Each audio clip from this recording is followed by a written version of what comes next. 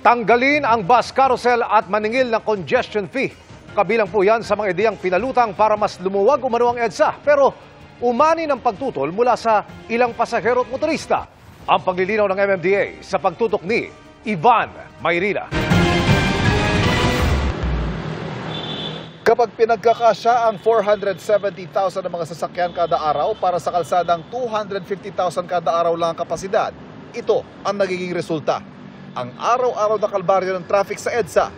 Ang mga solusyon sa traffic sa Metro Manila ang paksa kahapon ng pulong ni Pangulong Bongbong Marcos at ng MMDA, DILG at DOTR, lalo pat host ng Pilipinas sa Association of Southeast Asian Nations o ASEAN Summit sa susunod na taon. Ginagawa na po yung timetable at yung preliminary traffic management plan na para po sa rehab ng EDSA. Target pa rin po ay makapagsimula ng March para matapos po siya in time for the ASEAN. Southbound lang muna po ang gagawin. Isa pa sa mga solusyon ipatutupad na ang pagtanggal sa U-turn slot sa C5 Kalayaan na papalitan ng underpass. Bahagi raw ito ng Comprehensive Traffic Management Plan na pinondohan ng Japan International Cooperation Agency o JICA. Pero ang pinaka-controversial marahil na ideya na pinalulutang, ang pagtatanggal ng EDSA bus carousel para mas lumuwag ang EDSA. Agad na paglilinaw ng MMDA. Gagawin lamang ito kapag naitaas ang kapasidad ng MRT3 at ang malilibreng linya. Gagawin namang eksklusibo para sa mga sasakyang high occupancy o may sakay na 3 pasahero o higit pa. Umani na matinding pagtutulang mungkahi mula sa mga gumagamit nito. Pero agad na paglilinaw ng MMDA, mungkahi pa lang ito at nakadepende sa isang mahalagang kondisyon. Sa sitwasyon ko, hindi kasi malaking bahagay sa akin yung EDSA bus carousel .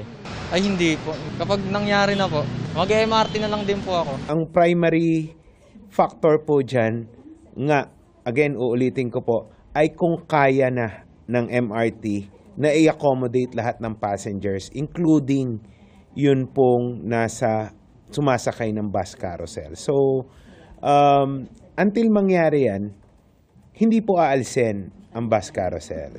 Isa pang naisip na paraan para umiwas sa pakikipagsiksikan sa EDSA mga motorista, ang congestion fee na mayahalin tulad sa toll sa EDSA sa tuwing rush hour. Pero mismong Pangulo raw ang nagsabing maaaring hindi pa ito napapanahon. Pwede lamang yan kung may alternatibo na, kung efficient na yung mass transport natin. Kasalukuyan namang dumadaan sa konsultasyon sa mga lokal na pamahalaan, ang mungkahi ng MMDA na i-adjust ang oras ng trabaho ng alas 7 ng umaga hanggang alas 4 ng hapon sa mga tanggapan ng gobyerno. 300,000 kawani raw ng mga commuter ang mauusog ang oras ng pagko-commute sa mungkahing ito. Pero kailangan pa rin daw konsultahin ng pribadong sektor at ang publiko na nakikipagtransaksyon sa gobyerno na maaaring maapektuhan sa adjustment na ito. Ang mga polisiya sa pagtugon sa problema sa traffic nanggaling sa mga ahensya ng gobyerno. Pero ano kaya mungkahi ng mga ordinaryong motorista at commuter na araw-araw sumasagupa rito? Mass transport lang talaga kasi if you look at other countries kasi, they are really investing in MRT. May improve yung mass transport natin. Para sa GMA Integrated News, Ivan Mayrina, nakatutok, 24 oras. Naniniwala ang Transportation Department na isa sa pinakamaasahang public transportation sa Metro Manila ang EDSA Busway. Nakapagsilbihan niya ito ng mahigit 63 milyon na pasahero noong nakaraang taon. Hinihintay na lamang daw ng DOTR ang resulta ng pag-aaral kung paanong mapapaganda ang operasyon ng busway. Kaugnay naman sa planong buksan ang bike lane sa mga motorsiklo, dapat daw itong masusing pag-aralan.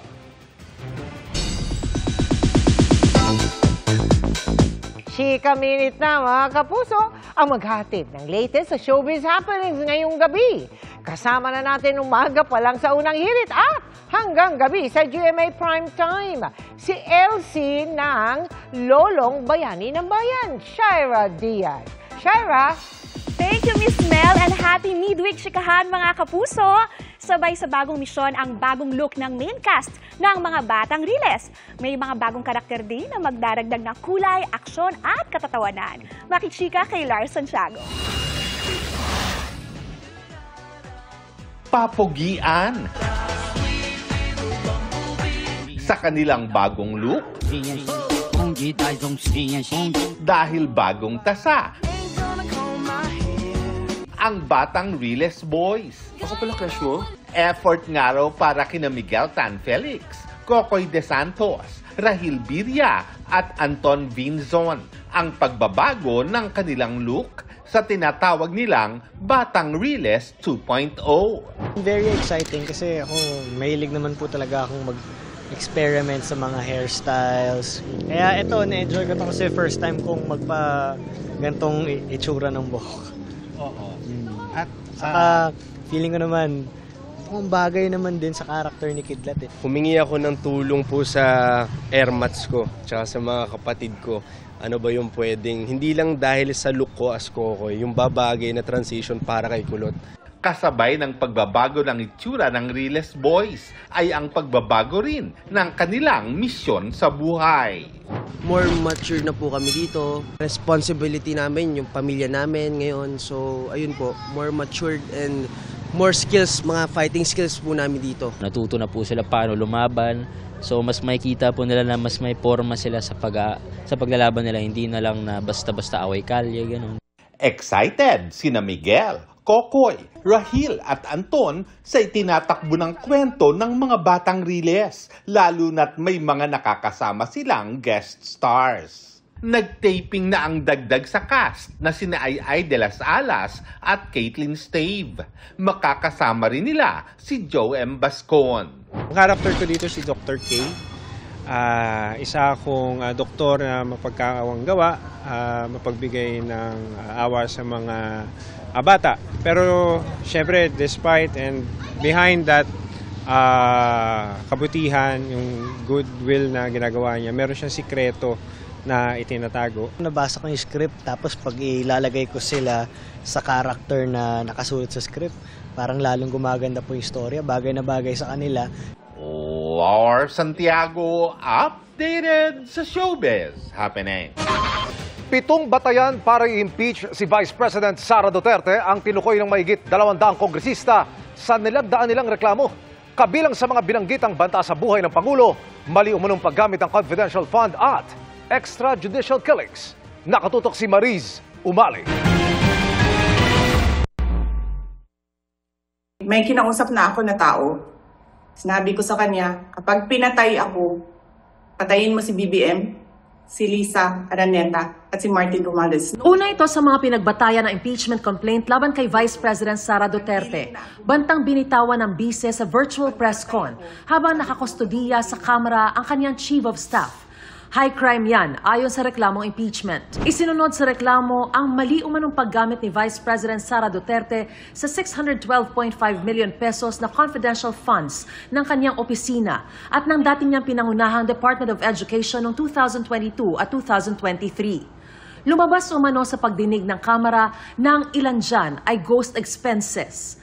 Binanggit din na 125 million pesos dyan ang ginastos umano ng OVP sa loob lang ng 11 araw noong 2022. Binanggit din ang panunuhol umano ng bise sa ilang opisyal ng DepEd na ang trabaho ay nasa procurement na inilahad ng ilan sa kanila sa pagdinig ng Kamara. Ayon sa impeachment complaint, katiwalian ito o corruption. Isinama rin bilang article of impeachment ang umano'y hindi maipaliwanag na yaman ng bise.